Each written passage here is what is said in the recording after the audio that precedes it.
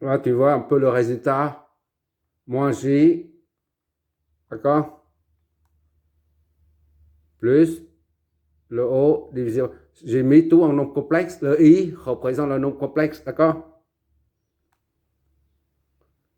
Voilà. Tout ça, jusqu'à la fin. Voilà, tu vois bien, 0,2 en haut, 0,2 en bas. Exécute, ça donne ça. En décimale, qu'est-ce que ça donne en décimale? Voilà. 3, 222 moins 11, J. D'accord? Ça nous donne 3,222 moins 11,07 G. Voilà, ça c'est comme en ohm. Tout ça c'est en ohm. Qu'est-ce que ça signifie en fait? Qu'est-ce que ça signifie exactement en fait? C'est beau de trouver ça, mais rappelle-toi, une résistance c'est la partie réelle. D'accord? Et ça c'est la partie imaginaire. Moins, ça c'est 3, 2, 2, 2. Tandis que ça c'est moins 11,07 G. D'accord? C'est-à-dire, il s'agit d'un condensateur. Moins J, ça c'est moins 11,07. D'accord? J, c'est 90. Si tu vois, je vois toujours, j'espère. Tu te rappelles lorsqu'on parle de la réactance capacitive, on a X est égal à 1 sur J oméga C. C'est-à-dire, déjà, je fais ça 11,07, d'accord, fois moins 1 et 90. D'accord? Pour que tu vois un peu. Ça, tu multiplies module avec module. Ça, c'est comme si 11,07, 0 fois moins 1, 90. Tu te rappelles de l'exo précédente? Pour multiplier les deux nombres complexes en forme polaire ou phaseur, si tu préfères, on multiplie les modules, ça et ça fait moins. Et on additionne les phases. Ça et ça, 0 et 90, ça fait 90. D'accord?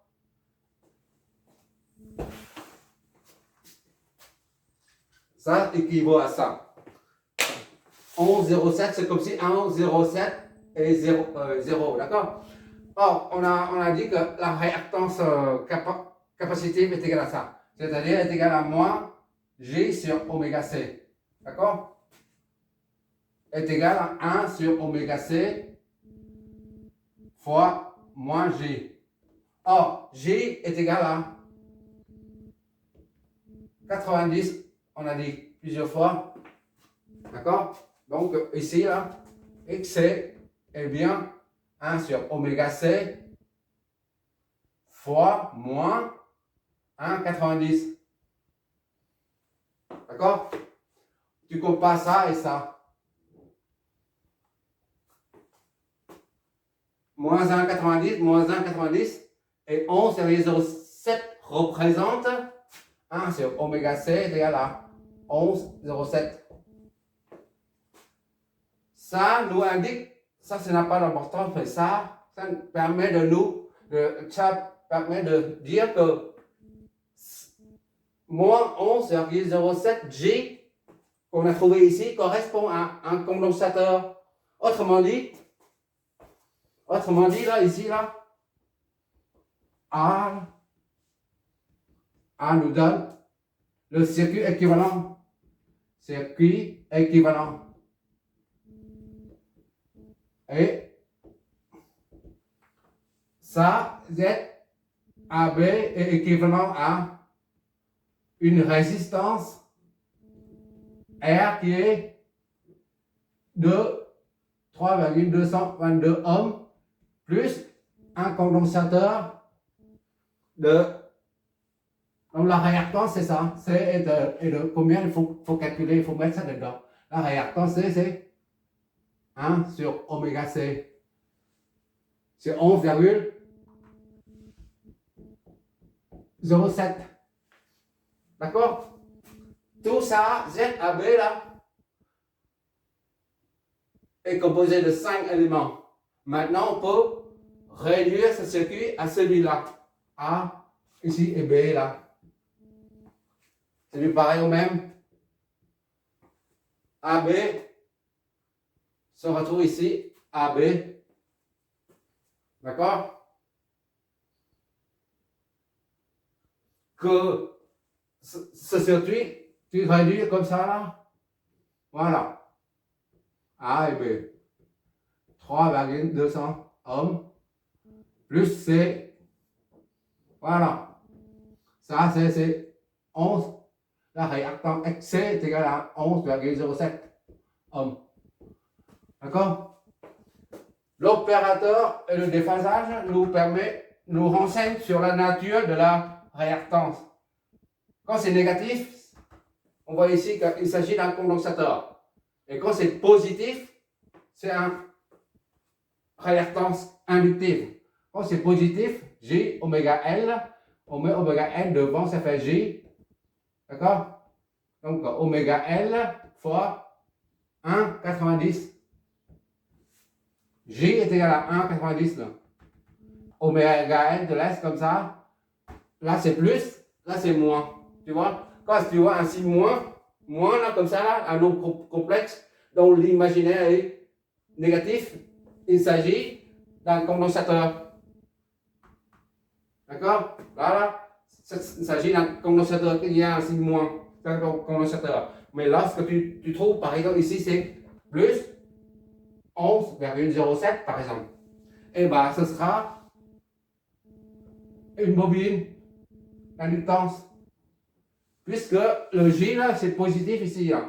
Tu transformes, après, il y a un plus 1,90. Ça correspond à XN. Mais pour le premier circuit, on a ZAB là, qui est égal à ça. Donc, le premier circuit est réduit à ça. On peut remplacer le premier circuit par ces deux composants.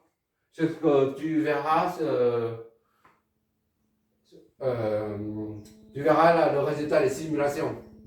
Je fais ça et ça, les deux en même temps. D'accord? Maintenant, on va faire la même chose pour le deuxième circuit. D'accord? On efface ça.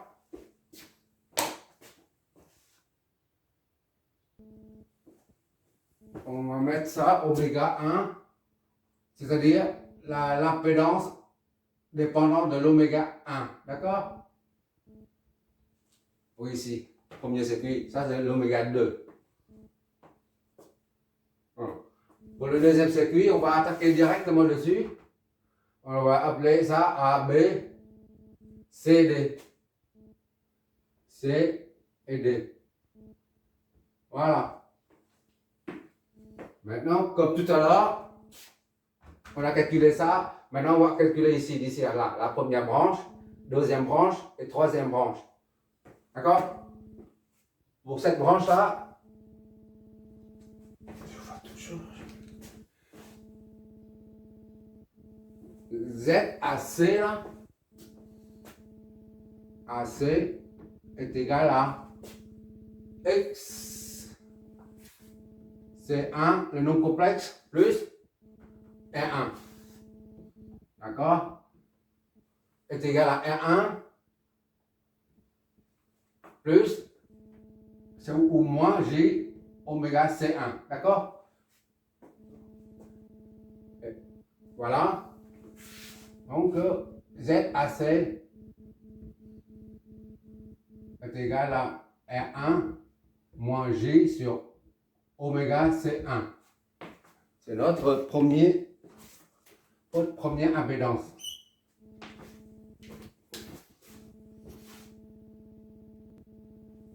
Maintenant, on va calculer ZCB.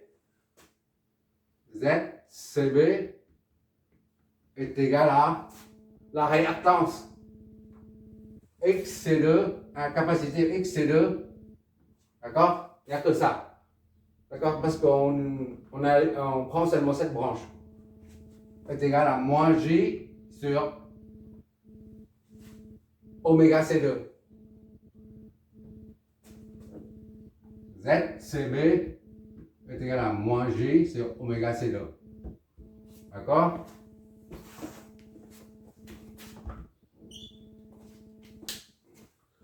Et maintenant, on prend ZCDB. ZCDB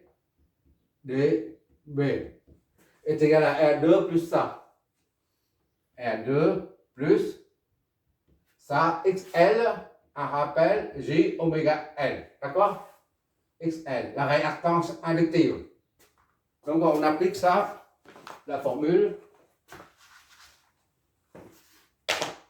J XL. D'accord? Donc c'est égal à R2 plus J oméga L.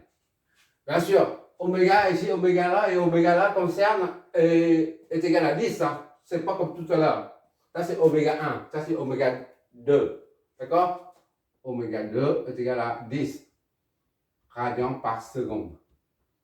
Là, oméga 1 est égal à 50 radians par seconde.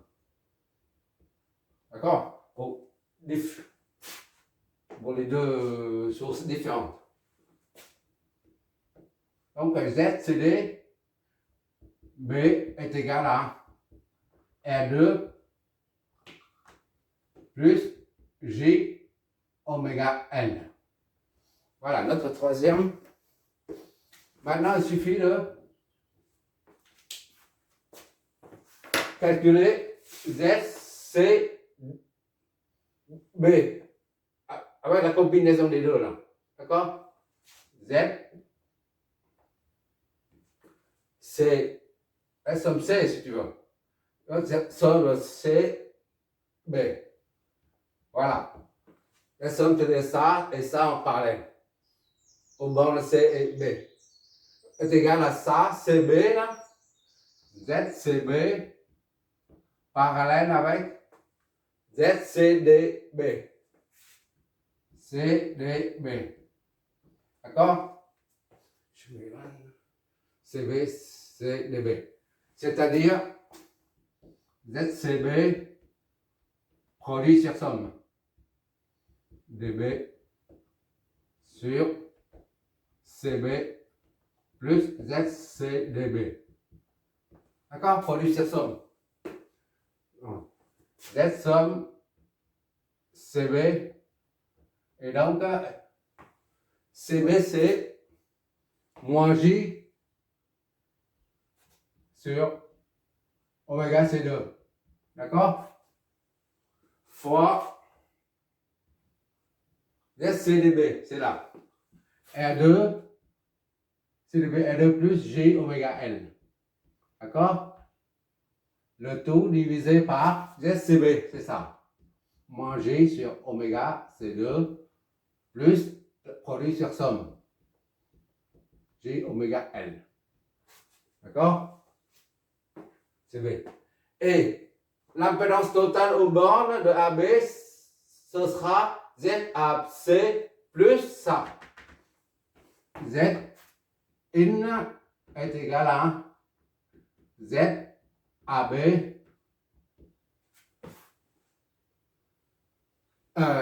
oui, c'est ça. C'est égal à ZAC plus Z somme CB. D'accord?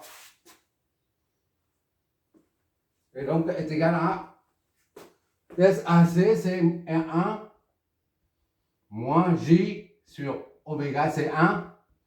D'accord? C'est ça, AC.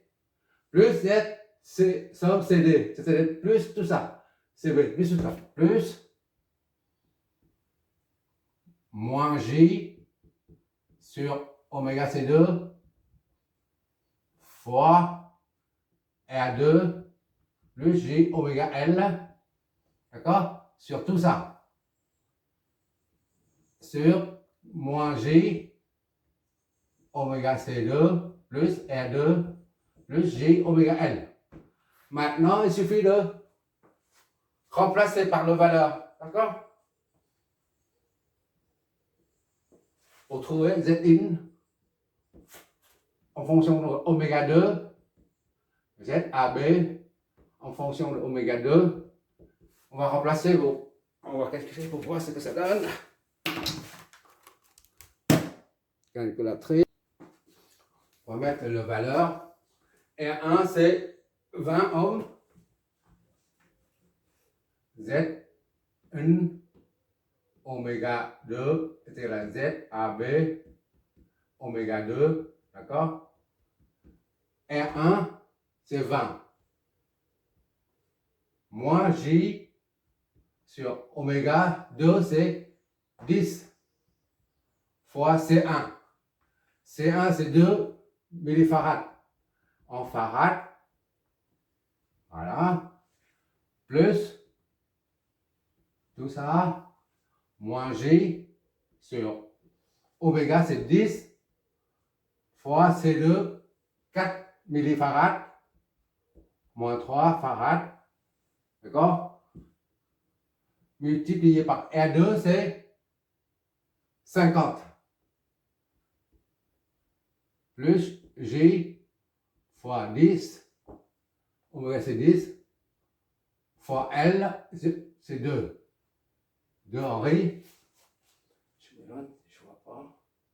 Sur moins J, oméga c'est 10, C2 c'est 4. D'accord? J, ok. Plus R2, 50. J oméga L. Plus J oméga et L. Voilà.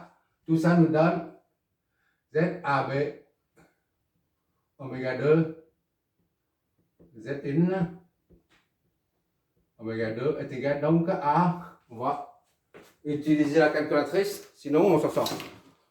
C'est trop long. Voilà, tu regardes ce qui est en noir là. 20 moins J sur J ici c'est correspond à I. La calculatrice utilise la lettre I comme imaginaire, d'accord?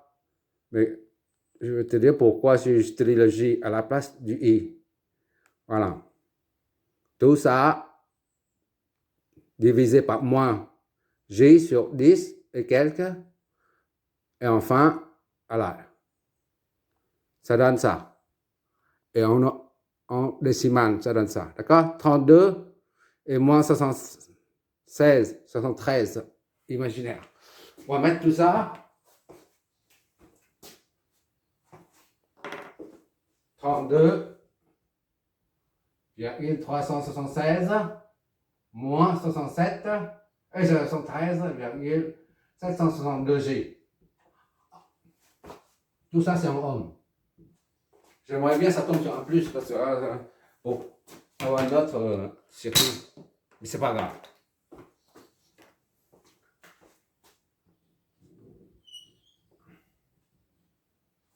Ça, oméga 2. Ah, c'est l'impédance d'entrée du deuxième circuit qui fonctionne à la cadence, à la fréquence, à la pulsation 10 radians par seconde. D'accord? Tandis que l'autre, c'est 50 radians par seconde. Voilà, ça est équivalent à ça. R est égal à 32. R est égal à une résistance de 32,376 ohms. Et puis, comme tout à l'heure, il y a un signe moins, un condensateur. D'accord? Donc, excès, réactance est égal à 73,762. D'accord? Ohms. C'est pareil au même. Ça ou ça, c'est la même chose. D'accord? D'ailleurs, tu verras le résultat de simulation. Pour chaque circuit, pour le deuxième circuit, là, je mets ça et je mesure avec un ohmmètre qui fonctionne à la fréquence 10 radians par seconde. Et après, je mets ça là, ce circuit avec un ohmmètre. Il fonctionne toujours à la même pulsation oméga. Et ça donnera le même, ici, là, Z AB. Ou Z in. D'accord? De même ici, je mets le circuit, je mets l'ohmmètre. Il fonctionne à 50 radians par seconde. Cette fois-ci. Bon, c'est pas ici. Et je mets le circuit équivalent qui est comme ça là, avec une résistance et un condensateur. D'accord? On doit convertir ça en farad, d'accord? 1 sur oméga C est égal à ça, 700. Donc C est égal à 1 sur 777, 762 fois oméga. Tu remplaces oméga par 10 et 1 sur tout ça là, ça donne la capacitance ou la capacité du condensateur. D'accord? Idem ici. XC est égal à 1 sur oméga C est égal à 11,07. Là, je ne mets pas moins parce qu'on n'y a pas on met plus de l'opérateur imaginaire, d'accord? C'est pour ça c'est une valeur physique. Ça, c'est une valeur algébrique. Et à partir de là, tu déduis C. D'accord? C'est comme ici. Voilà, c'est terminé. Oui, pour les valeurs algébriques et les valeurs physiques, il faut qu'on en finisse une fois pour toutes. Parce que ça reste un peu flou. Et après la démonstration des formules en triphasé, on aura du mal à assimiler. Le cosinus, par exemple, la dernière fois, j'ai utilisé la dérivée pour montrer la valeur algébrique. La dérivée, c'est un accroissement algébrique. Tantôt c'est positif, tantôt c'est négatif. Maintenant, c'est beaucoup plus concret. J'ai trouvé la solution. Ici, c'est cosinus, par exemple, ou sinus. Dans le sinus, comme ça. D'accord? On dit que ici, parce que t est égal à 20 secondes, peu importe. 20 secondes. 20 secondes, hein. Je dis un exemple. Tu fais un projet ici, tu as 0,7 et 0,9 par exemple. D'accord? Et lorsque t est égal à, ici c'est 35 secondes. T est égal à 35 secondes. Il faut qu'on finisse une fois pour toutes les valeurs négatives et positives. 35 secondes. Et bien ici, là, à ce niveau-là, 35 secondes. Et tu fais un projet, ça c'est moins. Ici c'est moins. Moins 0,04 par exemple. D'accord? Ça, ce sont des valeurs algébriques. Et maintenant, imagine, si les valeurs algébriques, moins et plus, existent seulement s'il y a un repère. Il supprime le repère, tout ça là. Il n'y a pas de moins, il y a plus. Or, tu vois là, il n'y a plus moins, plus du tout, plus rien du tout. Mais le EDF, la manège, enfin la turbine, le moteur tourne toujours. Et tu as toujours ça. Il n'y a pas positif ni négatif. Il y a une variation. Mais tant que tu ne mets pas de repère orthonormal avec négatif ici, positif là. Négatif ici et positif là. Tant que ça, tu ne poses pas ça dessus, il n'y a pas de valeur négative. Ça, c'est un phénomène physique. D'accord? C'est pour ça que quand j'ai dit la dérivée, parce que tu as mis un repère orthonormal. Et c'est pour ça que tu dis quand tu vas vers là, c'est plus la dérivée ici, par exemple, la tangente là. Tu vas vers là, c'est plus. Et tu montes en haut, ça fait plus. Puisque tu as défini un repère. C'est la raison pour laquelle il y a des moins et des plus. Et ici, quand tu descends, ça fait, tu vas par là et tu descends. Ça, c'est négatif. Ça, c'est positif. Et si tu montes sur une pente à 200 km/h, d'accord? Et tu descends une pente, la pente de l'autre côté, 200 km/h aussi. Que tu montes ou tu descends, c'est toujours 200 km/h. D'accord? On ne tient pas compte de la pesanteur. D'accord? Mais seulement le signe de la dérivée nous renseigne sur le fait que ici, tu es en train de monter. Et ça, ici, tu es en train de descendre. C'est le repère qui te permet de dire, voilà, je suis en train de monter ou je suis en train de descendre, c'est tout. Tu supprimes le repère, tout ça, là, il n'y a plus de... L'algébrique, c'est fini, c'est terminé. Il n'y a qu'une pente, c'est tout. Il n'y a plus de dérivée, il n'y a plus rien. Et pourtant, tu montes et tu descends. Physiquement, tu fais 200 km à l'heure. D'accord? C'est le repère.